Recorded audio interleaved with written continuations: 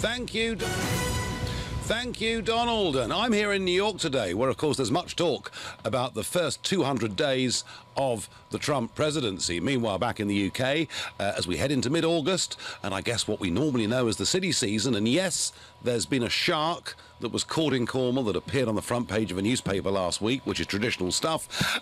But equally, we simply can't get away, can we, from Brexit, the most important UK political story of our times. And I wonder whether things aren't just becoming a little bit confusing. And I say that because this weekend, the Sunday Telegraph said that UK negotiators were now prepared to pay a £36 billion bill to the European Union to settle the so-called Brexit divorce bill. And of course it's been suggested by Monsieur Barnier, the EU's chief negotiator, that unless we paid a substantial bill, and apparently they're asking for 39 billion, so we're kind of getting pretty close at 36 apparently, that we couldn't discuss a proper trade relationship. But of course immediately Downing Street says they don't recognise the figure, and of course conservative Eurosceptics in outrage, including of course one of the show's favourites, Jacob Rees-Mogg, who said there was no logic to the figure that was being reported. And just to sort of make things a little bit worse, overnight we see Sir Simon Fraser, a former chief Mandarin at the Foreign Office, saying that actually things really aren't going very well. We've been a bit absent, he said, from the formal negotiations. He was pretty critical. Again, Downing Street fired back and said that it was all going very well, and David Davis, the Brexit secretary, was happy with the negotiations. And we're also waiting, and perhaps this could bring some clarity, I don't know, we're also waiting for the government to publish its position papers on key issues soon. But is this, in effect, too little, too late? Do we deserve better? Do we need our government to tell us very clearly what they intend to do in these negotiations, or are they playing a clever game? Do they have a cunning plan? And is it better, actually, just for sort of things to be released separately to sow confusion in the enemy and thereby, in the end, win a fantastic renegotiation? So I want to know from you, do you want more clarity on the UK's position? And let me know, please, what you think by calling 0345 6060 973. You can, of course, text to 84850, and you can tweet at LBC, Farage on LBC, and you can watch me here from a very rainy New York. So let me ask you, James in Farnborough, were you confused by what you were hearing, claim and counterclaim, over the course of the weekend? Nigel, great pleasure to be able to talk to you. Good evening. Listen, I have a theory, and I wanted to know what you think about this. All right, I'm ready. The bill, it concerns the bill and the transitional period. As I understand it, the majority of our bill relates to outstanding financial commitments in the EU, some of which is pensions, etc., but the majority is money which has been assigned to bridges and motorways, etc., over the next few years. Now, I think the government is favouring a transitional deal because then they can say we will be paying our fees during the transitional period, and that the transitional deal will be used, that period will be used to run down our financial commitments. So I feel that we'll have a 3 to 5 year transitional period where we'll still be paying our fees, and after that period, the bill will be negligible because our financial commitments will have been run down. Well, James, No, I think that's a perfectly valid theory, and you may well be right. But wouldn't people have a right to say, well, look, it's perfectly clear, under Article 50 and all the legal guidance notes that we've been given as MEPs and everywhere else, that once we leave, we've left. You know, and yes, of course, there's a negotiation leading up to that point, but once we've left, we have no more obligations. So I think, James, people would say, well, why would we? Why would we give away, 35, 40 billion pounds of UK's taxpayers' money when actually what the referendum said is that we ought to leave? Yeah, I see that. I see Brexit as a process, and a process which will last sort of 5 to 10 years before we'll start seeing, what's out the other side. But part of that, I feel, is this transitional deal. Now, as a leaver, I'm not too bothered about the transitional deal. I don't think we need to stress ourselves necessarily with a 2-year deadline, and if we can come to some agreement with the EU. And there's no way they're going to give us a transitional deal where we're enjoying the benefits of what they say is the single market and the customs union while we are not paying a fee. So, I think James, you really may be a very relaxed leaver.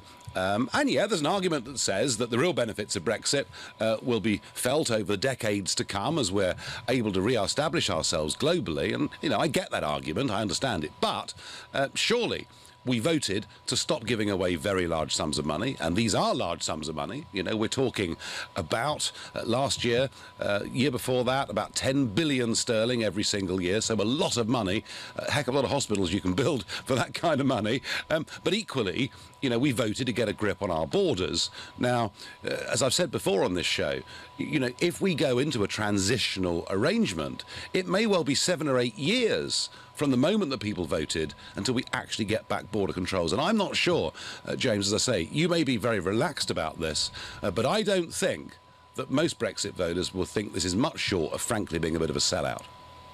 I'm not relaxed. I'm actually very stressed. I'm very stressed because of the deadline and the inability. I believe the inability.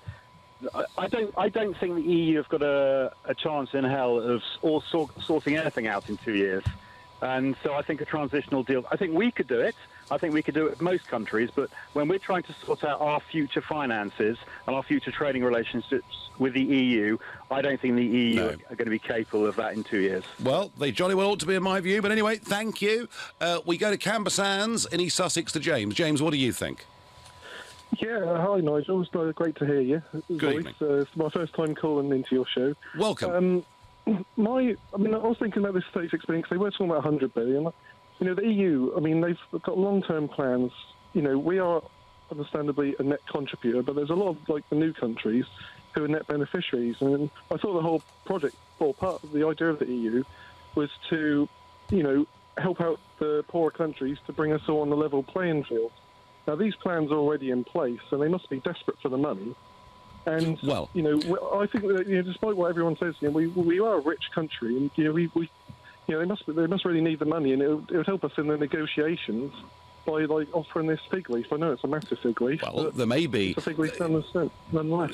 All negotiations are a matter of give and take, and perhaps that is maybe evidence that says the government shouldn't tell us too much about their strategy, because this needs to be done behind closed doors. There are an awful lot of different strings that need to be pulled together. You could make that case, but James, when it comes to honouring our commitments, playing this fairly, if you like, the EU has a round of 7-year spending projects and proposals, and the current one runs out in the middle of 2020. So if we want to be generous in these negotiations, what we say is we honour, up until that period in the middle of 2020, something we'd previously signed up to. Beyond that, the only commitment that morally we could be bound by are the pensions of about 20,000 people who have been civil servants at the European Commission, members of the European Parliament or other EU institutions. And frankly, rather than giving the European Union money, I would have thought, James, what we could do is we could take those pensioners onto UK books and make this as clean a break as we possibly can. So can I just ask, Nigel? Yeah. There's something you mentioned there which I haven't heard anyone say. That we've got commitments up to 2020, but what are those commitments? What does that add up to? Well, at the moment, as I say, we have been paying net between 8 and 10 billion a year for the last few years. So that's what our commitment has been. So here's me saying that maybe we do owe, because of what we've agreed to, another 7 or 8 billion pounds or whatever it may be. But beyond that, I can't see that we need to give a penny piece. And I think also, James, when it comes to the trade negotiation, look, they sell us a lot more motor cars and a lot more goods and a lot more products than we sell them. I sort of worry. I worry perhaps that we haven't got the collective confidence coming from the leadership of our country. I worry that we're not recognising in these negotiations that actually we've got a very good hand. We just need to play it better. Yeah. Well, it makes sense to me then. If we're committed up till 2020, and it's call it 8 billion, then 3/8, 24, plus a little bit extra for the pensions. Maybe it's another billion, say. then that sounds like a figure that, you know, people could understand. But Yes. when they say 36, you know, I think it'd be fairer if they say, right, it's 36 because of X, Y, and Z. You know, from what you've told me, it'd be a reasonable Well, I thing asked. for them to I mean, ask. James, I asked Barnier, you know, I've challenged him 2 or 3 times now in the European Parliament and said, look, you know, whether this figure is 50 billion euros or 100 billion euros or whatever it is, you know, surely you've just plucked this out of the air. Can you give us some justification for how you've reached any of these figures? And the one thing that he did say was that 100 billion euros was too much, and I was at least a little bit encouraged by that. But so far, he hasn't produced any evidence why we need to give you know, a large sum of money for Brexit, and I cannot see, we're not bound by Article 50 to any future obligations after we've left. I think my position actually is very generous in saying, look, you know, I think we should fulfil our obligations up until mid-2020, but beyond that, James, frankly, I think enough is enough. Thank you very much. You're listening to The Nigel Farage Show, live from New York. It's 7:15. Nick Ferrari at breakfast with Matt Fry on LBC. If you're a commuter and you were heading to Waterloo Station this morning, you would have expected an almighty chaos. In fact, it was remarkably smooth. Mark Khan, he's the chief executive of Network Rail. Do you think you deserve that bonus of £50,000 when consumer confidence in the commute is at an all-time low? I don't have to justify my bonus. I mean, that's decided by independent executives. We're delivering the biggest railway upgrade in anybody's lifetime. It's a massive programme of £100 million of investment every single week. Nick Ferrari at breakfast with Matt Fry every weekday morning from 7, only on LBC. You can earn more with a degree. And you can get a degree in just 2 years with a course at GSM London. Degrees are awarded by Plymouth University. And if you don't have a formal qualification, you can start on our foundation year. Places are available for September at our Greenford and Greenwich campuses. Enroll now. Text GSM to 66777. Or visit gsmlondon.ac.uk. GSM London. Have bold dreams. Are you confused about PPI? At PPI Hotline, we want to give you the facts. There is absolutely every reason to check you had PPI. Even if you think you never have, we can help you find out, as you could be owed thousands. And now there's a deadline. We just need the name of the bank you've had loans or credit cards with, and we'll check for free. So find out now if you're owed by texting WIN to 82222. PPI Hotline. Text WIN to 82222. Summer's here. Ice creams, barbecues and sundowners. Typical English days out. And the perfect time of year to replace that old boiler. At Swale Heating, our expert engineers can install a brand new A-rated Worcester Bosch boiler, which comes with a warranty of up to 10 years and a year's free cover for the whole central heating system. Subject to survey, conditions apply. So you and your family won't be left in the cold this winter. Visit swaleheating.com for a quote today. Rely on us to keep you warm. Hi, I'm Michael Owen and I know what it's like to be injured. If you've been injured and it's not your fault, you need to speak to Gowing Law. Text WIN to 80800 and Gowing Law will do the rest. Thanks, Michael. If you've been injured on the road or at work, Gowing Law could help you win thousands in compensation. We can tell you instantly what you might be owed. Find out right now and text WIN to 80800. So win with Gowing. Text WIN to 80800. Divorce can be expensive. It affects your finances, assets, home, savings, pension, and most of all, your relationship with your children. It's probably one of the toughest times you'll ever go through. Cordell & Cordell understands these issues and helps men maximize their roles in their children's lives. Call now on 0330 60 60 161 or visit cordellcordell.co.uk. Office in central London. A partner men can count on. Save up to £180 over a year in the BT summer sale. Get unlimited BT broadband for £24.99 a month on a 12-month contract, £9.99 up front. Plus, you can add BT Sport, now free for 12 months. So don't miss out on saving up to £180 over a year, because the BT summer sale ends 15th of August. Visit bt.com/sale to join BT today. Prices and content may change. £52.99 a month from month 13. Recontracting required. Savings versus previous prices. Paid direct debit. Terms apply. This is LBC, the Nigel Farage Show, live from New York. Call 0345 6060 973. Text 84850. Tweet at LBC using the hashtag Farage on LBC. So it's been a rather confusing weekend. Reports coming out in the Sunday Telegraph that the government are going to be happy to pay £36 billion as part of our leaving bill. It's been suggested by one or two people calling in tonight that perhaps if we're entering into extended transitional arrangements, this explains why the figure might be as high as it is. We're told, in turn, that the EU themselves are demanding 39 billion sterling, or 40, as the newspapers have rounded it up to be, but the Prime Minister's office say they don't recognise the figures at all. And into all of this was plunged an expert overnight, Sir Simon Fraser, who I mentioned earlier, a former chief mandarin at the Foreign Office, who gave a big interview on the BBC last night. He said we'd been a bit absent from negotiations, and he said that the negotiations themselves have not begun particularly promisingly.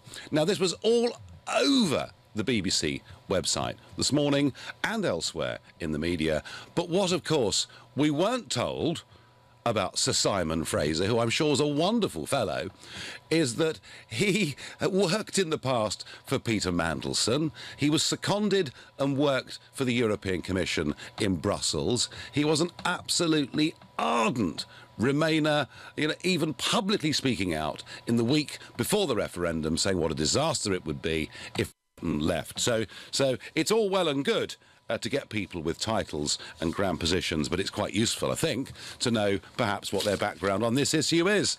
And on your texts and tweets I get, if the PM doesn't understand what the 39 billion figure represents, then how can she ensure we negotiate in the right way? Blind leading the blind springs to mind, says Ollie. Nigel, we need to know exactly what is happening with this country. We are fed up with no definite answers. That's what Kathy says. And Carolyn says to me, how dare you mention building hospitals? I did it rather deliberately, actually, Carolyn. How dare you mention building hospitals with that money when you were exposed as a liar on that score during the referendum? Well, Carolyn, I never mentioned it once in the referendum, but Boris might have done. And Harry says, I don't understand how or why they regard our membership as a marriage and in effect want a divorce settlement. No one marries 27 people. And Peter says, let the EU keep asking and asking for more until we turn round and say no deal. Steve in Mill Hill, does there come a point when we have to say no deal, or does it make sense to pay over a lot of money to give us a long transitional withdrawal from the EU? Good evening, Nigel. Good evening. How are you? Good evening. I'm well, thank you. Good. As far as the amount we pay to leave is concerned, isn't it rather akin to working out your notice? So that eventually, when you actually leave, you don't owe anything, nor are you owed anything. But that's not the point I wanted to talk to you about. The point well, actually, Steve, just let me just respond to that very quickly, because you put that very, very well. Actually, the notice period is Article 50. So we've triggered Article 50. There'll be a 2-year period at the end of which we're supposed to be leaving, and as part of serving our notice, we will have contributed net somewhere between 16 and 20 billion sterling. So I think, in any sense, the British government has followed, I think, the honourable route. I just worry whether it's the weak route. Steve, carry on. Okay. Before the referendum, I was lucky enough to get a ticket to listen to Yanis Varoufakis. Yes.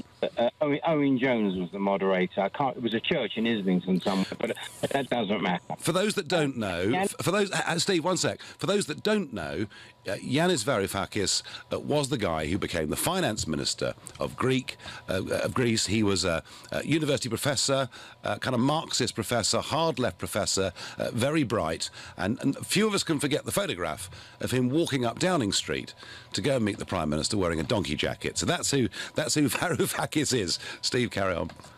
Okay, he spent the first hour and a half giving Mrs. Merkel a kicking, just Mrs. Merkel. Mm-hmm. Some of the things he said, I was aghast. And then he predicted how the negotiation would play out. Now I know he's said that in other areas as well. But it's not only that night. It is horribly correct. they're taking us for fools. They are playing this game perfectly, and we seem to be inept. We seem to be struggling to reply. Steve, do you think the right strategy? Do you think the right strategy is for the government to say very clearly, this is what we're trying to do, this is where we're prepared to go, or is it cleverer for the government to say nothing and perhaps to allow a series of false stories to be spread as part of, you know, a very clever, cunning negotiating strategy? Only if that they last longer than the next election, because they are sowing the seeds of dissent. And and you can't rule out an election as we stand today. There might be an election in 3, 6, 12 months' time. And if they keep going on and on and on about making us seem like fools, then if there were to be a rerun of this referendum, I think that we'd lose. OK. Would you like more clarity from Mrs May about what Brexit's all about? I'd like to know what a fallback position is. I'd like to know where the red line is. Yeah. OK, Steve. No, I don't think you're alone in that. I thank you. Ade in Gravesend, good evening. Good evening, Nigel. Good evening. So, tell me. Lovely to talk to you, first-time caller. Well, we're very welcome. So, Ade, are the government getting this right? Should they keep their cards really close to their chest in this negotiation, or should we have a bit more clarity from them? I think you just hit the nail in the head. Keep it close to their chest. One. Secondly, the media in this country are not really helping matters. Mm-hmm. And I will tell you for this, because you want Theresa May to spill the beans, and then what? I mean, you are busy. You've been in business for so long, Nigel. Mm-hmm. You know very well that you don't lay all your cards on the table. So what is good? See, I'm from Nigeria, a British guy. I'm a card-carrying member of Conservative. I'm a very close Thatcherite, and I love you, Nigel, as well, because when you're in UKIP, I believed in what you were doing very seriously. The last thing I want is to have a government that behaves as the press, especially the British press, wants it to behave. Right. Now, so don't dance the press's tune and play the clever game and keep your cards close. Yeah. The British have always been good in business that way. I mean, I don't know where. I mean, for God's sake, you control over a quarter of the world before. How did you do it? Well, Ade, I completely understand your point. It's a perfectly valid point of view, all of which leaves me gasping when Michael Gove goes across to Denmark and says, when we get our territorial waters back, we don't have the fishing capacity and we don't have the processing capacity to deal with all those fish, so you'll still be allowed to come into our waters and catch as much as you want. My argument with them is not so much about whether they should keep their cards close to their chest or not.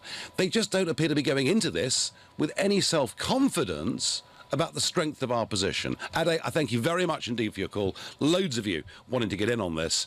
We shouldn't make our position clear on Brexit. I get on Twitter. If we do, the EU will take advantage and try to bleed us dry, says Patrick. So why on earth is Mr Gove giving away fish before we've even properly started? What people need to remember, there are member countries who contribute nothing, says Philip, but in fact there are lots of member countries who are receivers of money and have been for many, many years. Just pay lip service to the EU, sign nothing, wait for it all to expire, then do what we want, says D.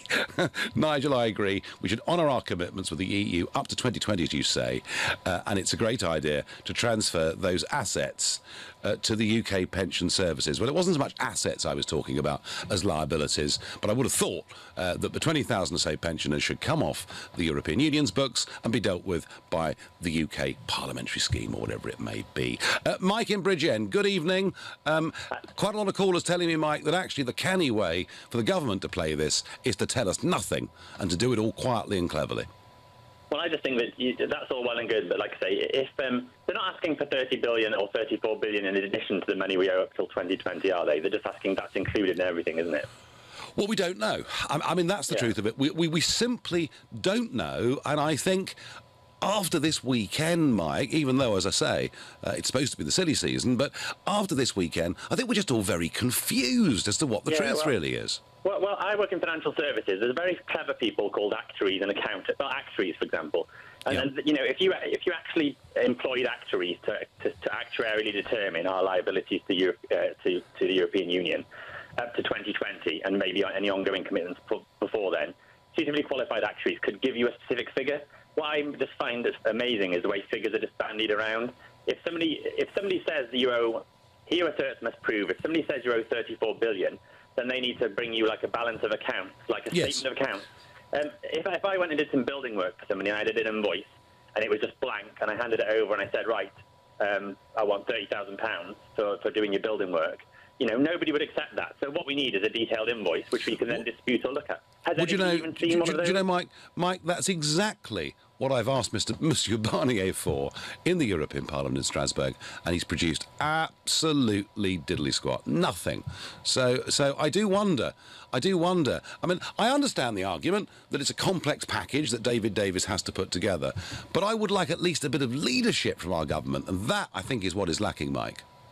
The danger is, though, if you keep attacking the people doing the negotiating, there's a load of people waiting in the wings. For example, Vince Cable, who's referring to people who want Brexit as, you know, potential jihadis. Oh, jihadis. Yes, we're jihadis. I mean, I thought the arrogance of the leader of the Liberal Democrats, or the new leader of the Liberal Democrats, basically showing his total contempt for democracy and for the views of ordinary people. I don't think, Vince Cable, that's going to do your party an awful lot of good. Mike from Bridgend, I thank you very much indeed for your call. Lots of first-time callers in this first half an hour. You're listening to The Nigel Farage Show exclusively on LBC, live from New York. It is now 7:30 in the UK and time for the news with Philip Chrysikos. Jeremy Corbyn says he condemns the violence by all sides in Venezuela, but is refusing to criticise the country's president. The Labour leader is under pressure to denounce Nicolas Maduro after previously praising the country's political system. A senior judge has approved a care plan for a suicidal teenage girl. Sir James Mumby, who's the president of the High Court's Family Division, had previously said there'd be blood on our hands if a safe placement was not found for her. The RMT union says talks with Govia Thameslink have stalled over the driver-only trains dispute on Southern Railway, but its General Secretary says he does believe the dispute can be resolved. LBC weather dry across Scotland and Northern Ireland this evening and overnight. Showers elsewhere, a low of 14 degrees. Tomorrow, those showers continuing across England and Wales. Sunny spells for Scotland and Northern Ireland, a high of 21 degrees. LBC Travel. Well, starting off in Hertfordshire, the M25 is crawling clockwise between junction 22 for London Coney and 23 for South Mims after an accident which has closed the inside lane of 3. In London, the A200 Creek Road is closed westbound for emergency gas work between Greenwich Church Street and Bardsley Lane, leaving bad queues on both approaches. Into Warwickshire now, the M42 is queuing northbound between junction 9 for the M6 toll and 10 for the A5. There was an accident there. It's now been moved onto the hard shoulder. In Somerset, the M5 is blocked northbound between 21 for Weston-super-Mare and 20 for Clevedon. That's to recover a collision and a fuel spillage. It's been brought to a standstill on the approach. Onto the rails now. South West Trains are running a severely reduced service to and from London Waterloo tonight as the engineering works continue. There are also additional delays of around half an hour on services through Clapham Junction after a problem with the signals. LBC Travel, I'm Andy Lake. This is LBC. This is your captain speaking. I'd like to welcome you on board today's flight. As we're currently behind schedule, we're going to skip all the pre-flight checks and just proceed with takeoff. I've given the tyres a kick and I think we've got enough fuel to get there, and the oil warning light hasn't come on yet, so buckle up and enjoy the flight. You wouldn't fly without the proper checks, so why drive without them? Highways England recommends you check your tyres, fuel and oil before every long journey. For more information on vehicle safety checks, search Think. Are you confused about PPI? At PPI Hotline, we want to give you the facts. There is absolutely every reason to check you had PPI. Even if you think you never have, we can help you find out, as you could be owed thousands. And now there's a deadline. We just need the name of the bank you've had loans or credit cards with, and we'll check for free. So find out now if you're owed by texting WIN to 82222. PPI Hotline. Text WIN to 82222. At Volkswagen Commercial Vehicles, we understand how important it is to choose the right van for your business. So not only does the Volkswagen Transporter have city emergency braking as standard, meaning you're less likely to be involved in an accident, It also now comes with 2 free services and is available on contract hire for just £229 a month. That's right, you're in van heaven. Search Volkswagen Transporter to find out more. Volkswagen Commercial Vehicles, working with you. £1,374 initial rental and 20% VAT. Business users only until 1st of October 2017. T's and C's and exclusions apply. Volkswagen Commercial Vehicle Financial Services. Moving house, nightmare. I need a plasterer, plumber, electrician, builder, painter, locksmith, gardener, and somebody to move my valuables, the drinks trolley. Relax, relax. It's Trust a Trader. They have all the tradespeople you can think of, reputable and reviewed, so you always get a job well done. Well done me, I say, for getting it all sorted. I shall reward myself with a cheeky tipple from the trolley. Chin chin, pass me the gin. Visit trustatrader.com. This is LBC, the Nigel Farage Show, live from New York. Call 0345 6060 973. Text 84850. Tweet at LBC using the hashtag Farage on LBC. How about a bit of good news? The Treasury today tell us, and it is related to our debate tonight, they tell us that our net payments to the European Union have fallen to the lowest level in 5 years. The net payment, according to the Treasury, for the year 2016 to 17 is only £156 million a week. That is 8.1 billion sterling. That's down from about £10 billion during the course of the year before that. So that is, well, is it good news? It's still a huge amount of money. But, of course, the controversy around this, and I did read out a very charming tweet that I got earlier, is it's all over the Vote Leave campaign of the £350 million a week, which led to such an enormous row. How does this work? It works that the UK has a gross contribution, but from that gross contribution, there is taken a rebate which takes into account the fact that we do quite a lot of business outside of Europe for various tariff reasons. Let's not complicate ourselves. We then finish up with a net of rebate figure of about £12 billion, and about £4 billion comes back into the United Kingdom, leaving us with a net figure of 8. And it was a huge row. Certainly after the Brexit result, that the £350 million a week was thought to be inaccurate. It just would have been easier to use the net figure. The net figure is down. Folks, we're only paying them £8 billion a year. Isn't that a cause for great celebration? I'm going to ask Tolga in Enfield whether she agrees with that. Hi there. I do agree with that. And firstly, it's a pleasure speaking with you, Nigel. Good evening. In respect of the other thing was, being in the EU for so long, I was quite scared. I mean, it almost looked like we have forgotten about democracy being in the EU for so long. I mean, you are either inside of the EU or you are out. And that was said by Donald Tusk himself. And the public, I just want to say this, and the public knew what we were voting for in respect of the biased free movement of people, getting our waters back, making our own laws. We knew all of it. And the £36 billion, another reason we left the EU is to stop paying the European political union substantial amount of money. And so does this, tell me, does this make you angry? You know, when you read a report, and albeit it's been denied, but when you read a report that the government might be prepared to pay £36 billion, does that make you as a voter angry? Of course it makes sense, because, I mean, we voted for Brexit, and it was black or white. It was either vote Brexit or vote Remain. Yep. And there was no, we might vote Brexit, or we could maybe pay £36 billion if you were. There was nothing like that. We knew what we were voting for. So what do you want, Tolga? Is it better leadership you want? Is it more vision you want from our government? Well, well, just goes to show you, we need a true conservative leader who believes in our country and will deliver Brexit. And right. I think you know what name I'm thinking of as well. Would it be a double-barrelled name chap who represents a Somerset constituency? Yes, it would be. So you're part of Mogmentum, Tolga, are you? Yeah, of course, yeah. How can you not be? I mean, well, very easily not be, as well as can be. But so what is the one thing about Rees-Mogg that says to you he'd be the right leader? The guy's really, really intelligent, and he knows all his facts. He knows what he's talking about, and you just can't debate with him, really, when it's just black and white with him, isn't it? Well, very good. Target, I thank you very much indeed for your call. Stephen says to me on Facebook, walk away now. No dealing with the mafia EU. Walk away as soon as possible. Sounds like one of my speeches over there.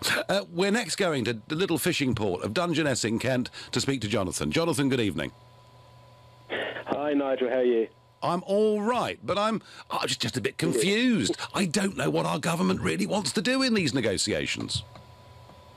Well, that's the point, isn't it? I think my feeling is, in the first instance, I'd just like to pay some money to get the hell out of there. We need to be gone. If that's the quickest way, then so be it. But we might right. So it's okay to pay a price if it gets us out quickly, yeah? Yes, that's my first point. I think equally, we should actually suggest that, other than Britain, only 3 EU countries actually managed to achieve their NATO spending target.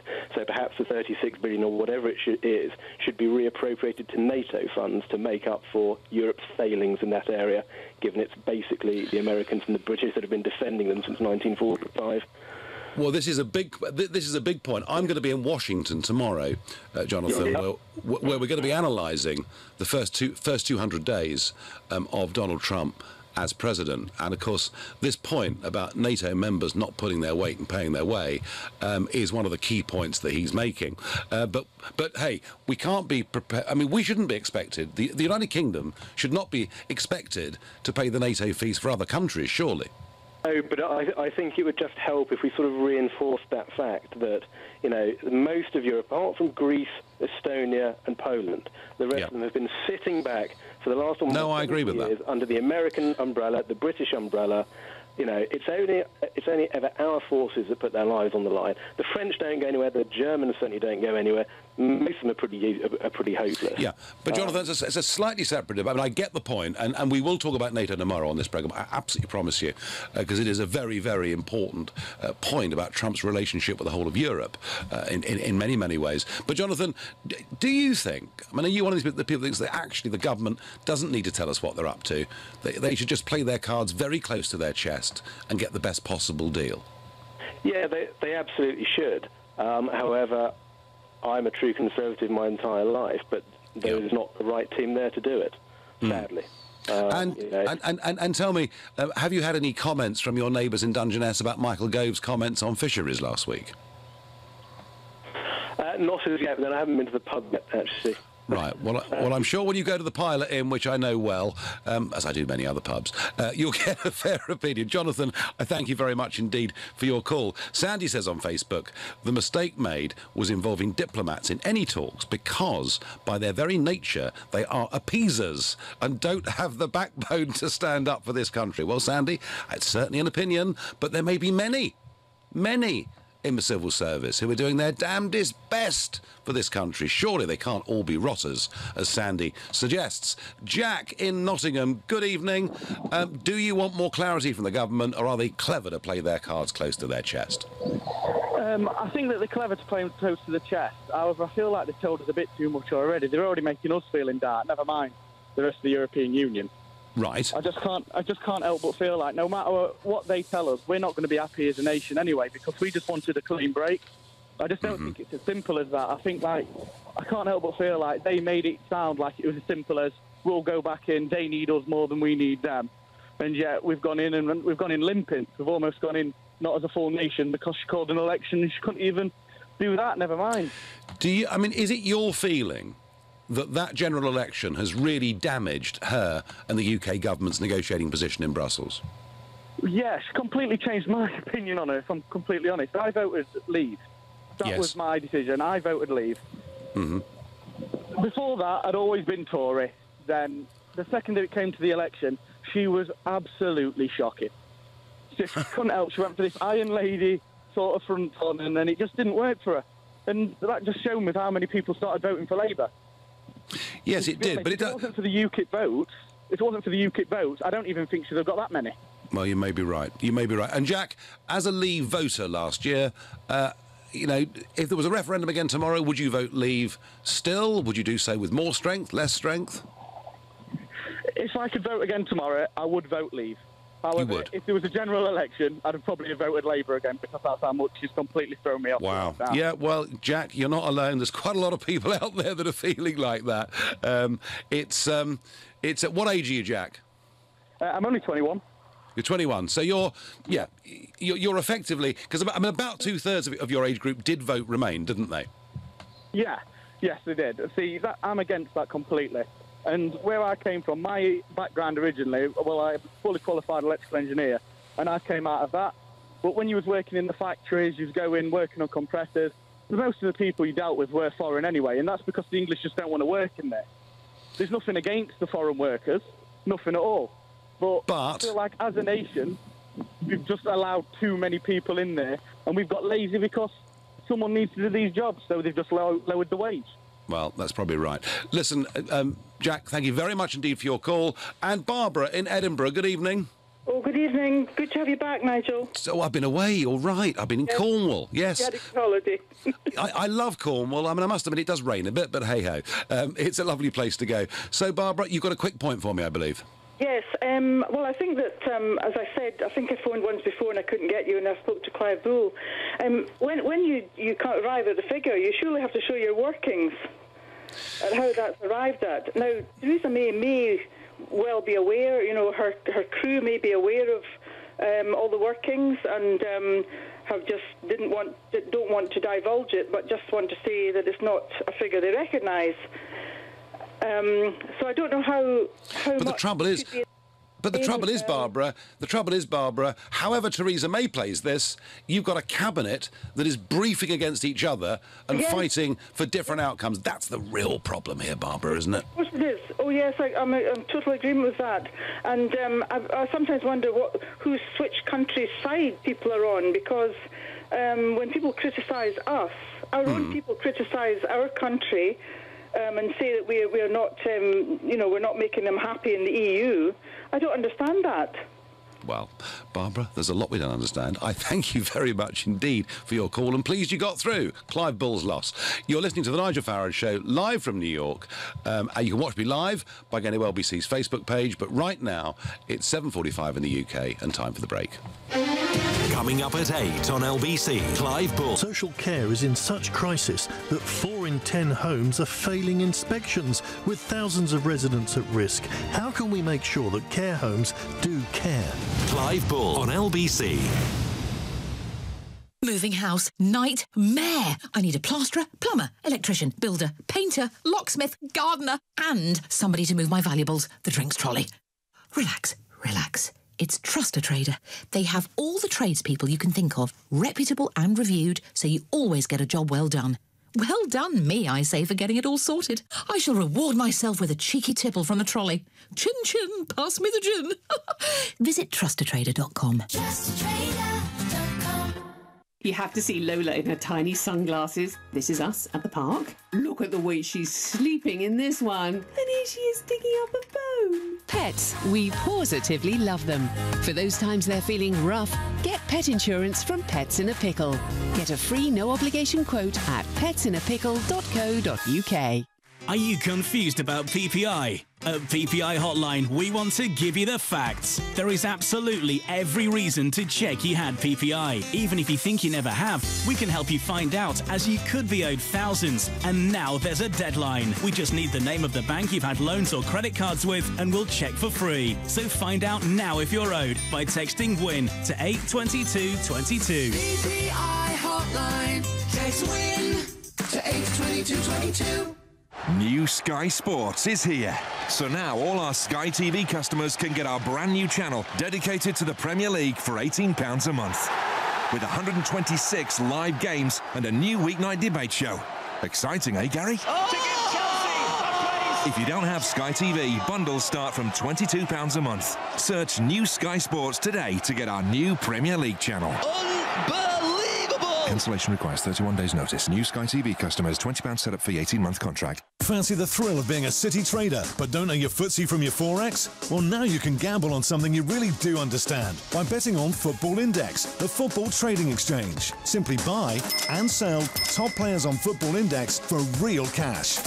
Trade up to £500 risk-free. And if you don't love Football Index, we'll give you your money back. Go to footballindex.co.uk or download the app and become a football trader today. Over 18s and new customers only. Deposit required. Other terms apply. Gamble responsibly. Because you remained calm when my dress wouldn't do up. Because you were the only one who remembered to bring confetti. Because you knew I'd cry and had a tissue ready. Thank you for being the best friend. Love, Sarah. Zing Flowers. Beautiful hand-tied bouquets delivered the very same day when ordered before 12 noon. Visit zingflowers.com. Zing Flowers. Amazing every time.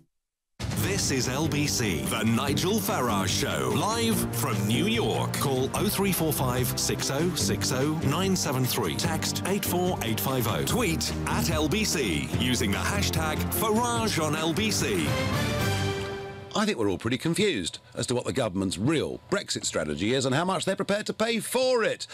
Everyone contradicting each other over the course of the weekend. Reports the government was prepared to pay £36 billion, and the Prime Minister then saying that her office did not recognise the figure. On Twitter, anonymously, I get, admit it, lad, we're not leaving the EU. The intention is to scare us for 2 years until the public beg to stay in. I'm sorry. Whoever sent that. I don't think you understand the British voter. I honestly, genuinely and sincerely believe that if there is an attempt made to try and frighten the life out of British voters and any attempt in Parliament to keep us in, I think we would rebel in a pretty remarkable way. Owen in Colchester, good evening. Good evening, Nigel. Good to speak to you. I was a Remain voter. Yes. And yes, I do think it's frustrating, the total lack of any plan, whether in or out of the EU. I'm interested to know, because you kind of come across as a hard Brexit, a supporter of hard Brexit. No, Owen, hang on.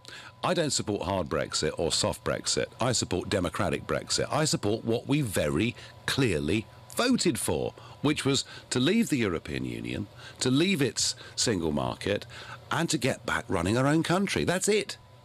Right. In terms of tariff-free access, what is your view, and what would you pay to have tariff-free access? Because I know you work in the banking industry, and obviously for you. Well, I was actually in the commodities business, metals business, but look, tariff-free access of itself is, of course, a good and a useful thing. However, the tariff-free access that we have with the European Union comes with a membership bill, which we shouldn't celebrate too much, appears, according to the Treasury, if they're right, to have gone down to just £8 billion a year, and a whole load of legislation that stops us being more competitive than our next-door neighbours. So I would actually argue, Owen, that right now, any benefit we get from tariff-free access is more than taken away by the membership fee, the excessive regulation, and stopping us from trading across the world. Do I want, Owen, to come out of these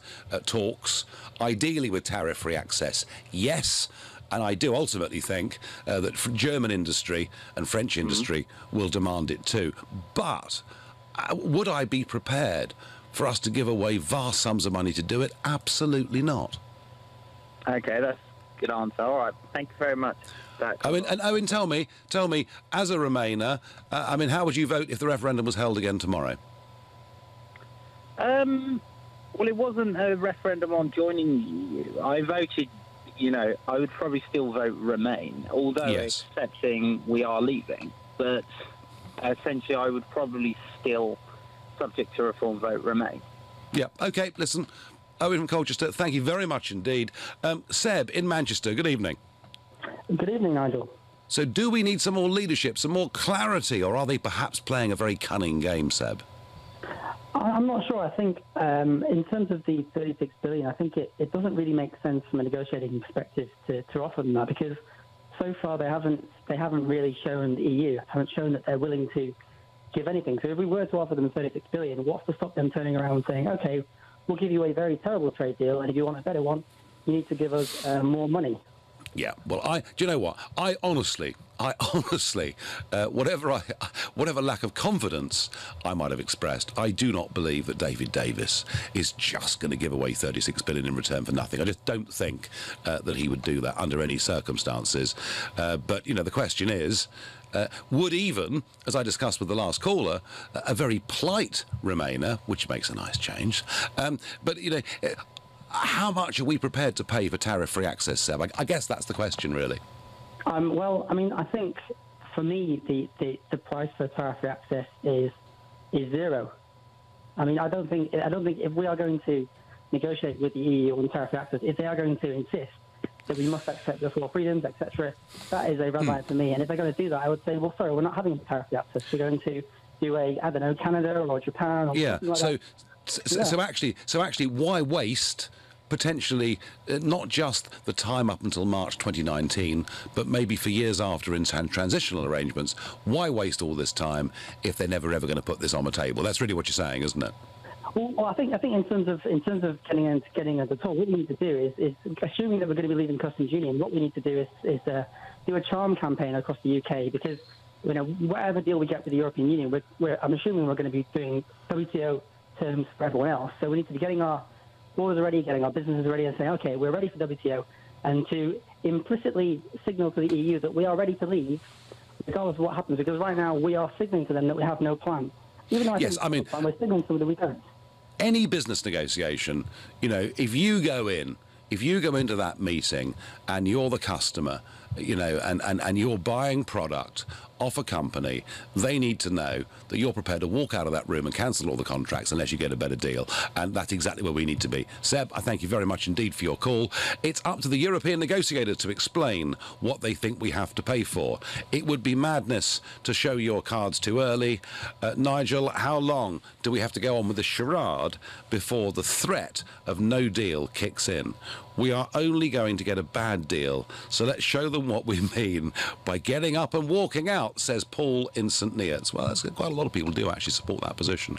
And certainly, the caller we had earlier, who mentioned Yanis Varoufakis, the former Greek finance minister, he said it's a complete waste of time to negotiate with these people. They will never, ever listen. Tina says to me on Facebook, in terms of Brexit, it's not hard or soft, it's in or it's out. Sentiments, of course, Tina, that I would agree with. I wonder what Nick in Kings Lynn thinks. Good evening. Could you reiterate your comment about Vince Cable you said earlier on about not recognising democracy? Yes, I think that when Vince Cable said yesterday that he treated people who, when they were asked in an opinion poll, you know, would they still vote for Brexit? And even if there was a threat that economically it might be bad for the country, a lot of people said, yes, we would still vote for Brexit. And Vince Cable compared them to jihadis.